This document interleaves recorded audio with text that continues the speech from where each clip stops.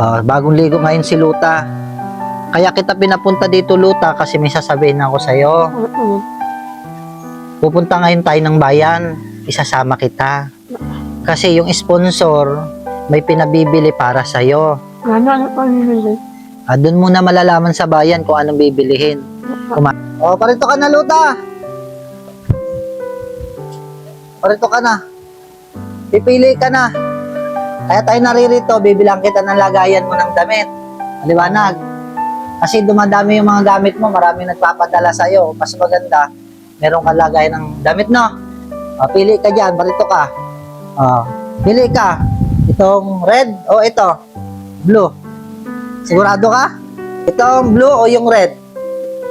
Ayan ang gusto mo. Sigurado? Sige, kukunin na natin yan. Malaki na yung kinuha natin kasi para maraming gamit kang ilagay, no? Ayos ba? Per.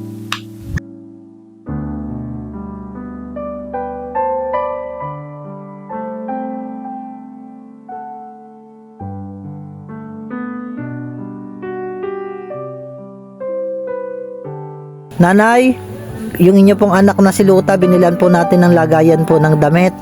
Yun po kasi yung bili ng sponsor ni Luta. Kasi po nadami po yung mga gamit po ni Luta. Ikaw, Luta, meron ka ng lagayan ng damit, ha? Yung mga binibigay sa yung mga gamit, diyan mo ilalagay, ha? Malaki na yung ating binili. Kasi yun ang gusto ng sponsor.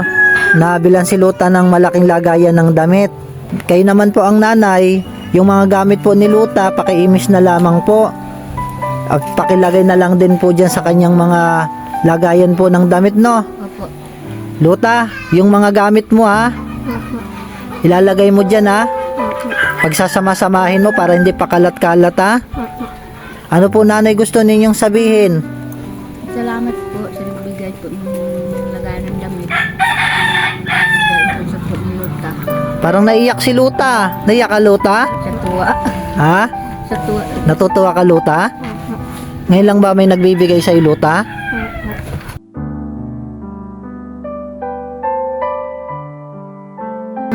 Salamat po na minunod po ulit ng damit.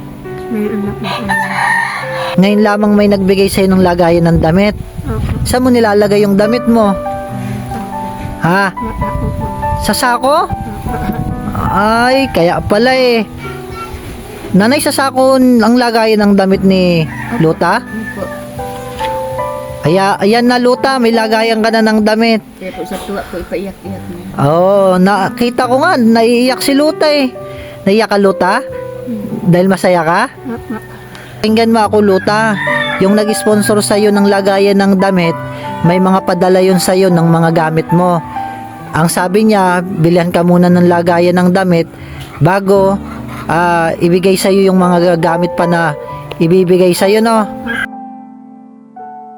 Anak mo ko, hindi na po ako nalilalagan. At yung mga damit na alaga po at ako. Sa sako lamang nakalagay yung mga damit mo. Opo. Ito, natutuwa na lang po nagbigay.